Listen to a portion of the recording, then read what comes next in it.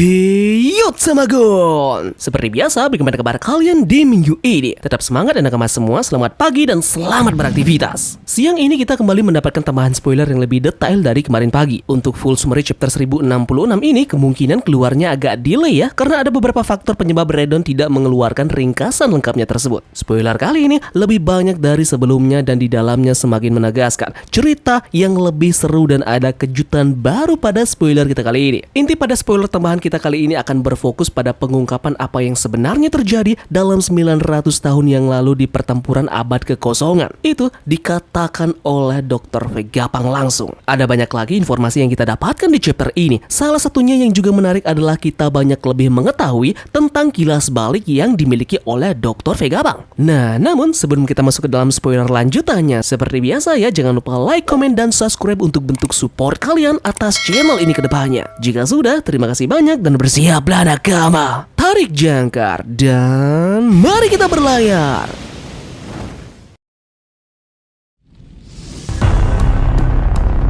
Chapter One Piece 1066 kita kali ini diberi judul Kehendak Ohara. Nah, judul ini akan berhubungan tentang apa yang terjadi di dalam insiden Ohara. Tepatnya, ini adalah kilas balik yang dimiliki oleh Dr. Vegapunk. Jadi kita akan bahas ini nanti ya. Kita akan mulai dulu dari update bocoran kita yang pertama. Dalam chapter kita kali ini mendapatkan sampul cover yang kembali menceritakan kisah dari Germa 66 dan kali ini pasukan Germa beserta dengan Caesar Clown yang bisa untuk melarikan diri dari markas Big Mom. Kemudian mereka kembali ke kerajaan Germa. Jadi sebentar lagi kita akan melihat reuni dari para dua ilmuwan besar dunia. Hal pertama yang dibocorkan di chapter ini adalah Dragon dan juga Vegapunk ini tahu tentang Profesor Clover. Mereka berada di Ohara setelah serangan dari pemerintahan dunia. Ini berarti kejadian flashback ini tepat terjadi setelah serangan Buster Call dari pemerintahan dunia ke Ohara. Setelah serangan ke Ohara ini, Dragon pun memutuskan untuk membentuk pasukan revolusi. Serangan yang mungkin membuat mata batinnya terbuka dan ada yang tidak beres dengan dunia ini.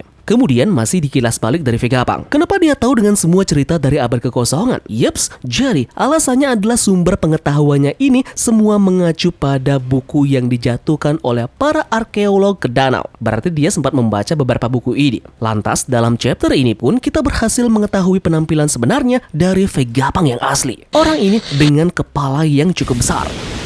Kita kembali lagi selepas insiden Ohara terjadi. Dragon meminta Vegapunk untuk bergabung dengannya di tentara revolusioner yang dia buat. Tetapi Vegapunk berpikir bahwa kecerdasannya akan digunakan dengan lebih baik di lingkungan yang lebih banyak akal. Vegapunk juga ingin berada di pemerintahan sehingga dia dapat berhubungan dengan marinir dan menjadi informan alias mata-mata dari revolusioner. Mendengar hal ini tentunya Dragon tidak suka. Dragon mengatakan dia akan menjadi anjing gembala pemerintah. Bisa saja pemerintahan dunia memanfaatkan kecerdasan dari Vegapunk untuk kepentingan pribadi dari world government. Dan yaps, seperti yang kita lihat sekarang, banyak sekali keuntungan yang didapat oleh pemerintahan dunia dengan bergabungnya Vegapunk ke mereka.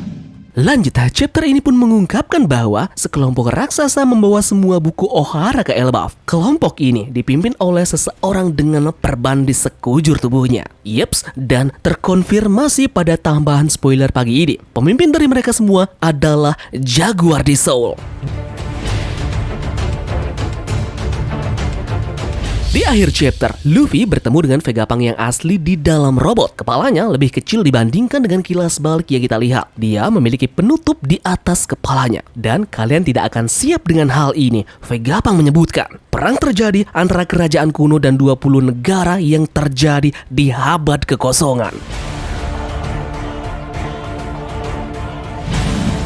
Yep, sekian saja ya spoiler lengkap yang kita dapatkan di pagi ini. Untuk manga low quality-nya kemungkinan diprediksi akan turun di siang ini. Jadi sebentar lagi kita akan bisa melihat bagaimana penampilan yang sebenarnya dari Vegapunk yang asli. Tidak akan ada full summary dari Redon ya. Jadi untuk review chapternya bersabar. Mungkin paling lambat Tamagon akan upload ini di besok siang, oke? Jadi detail flashback yang dimiliki oleh Vegapunk ini akan kita ketahui langsung di review besok. Jadi pastikan kalian bunyikan lonceng notifikasinya. Terima kasih dari kalian yang sudah menonton video ini dan semoga video ini membuat kalian terhibur. Sekian dari Tamagon dan turunkan jangkar. Mari kita beraktivitas.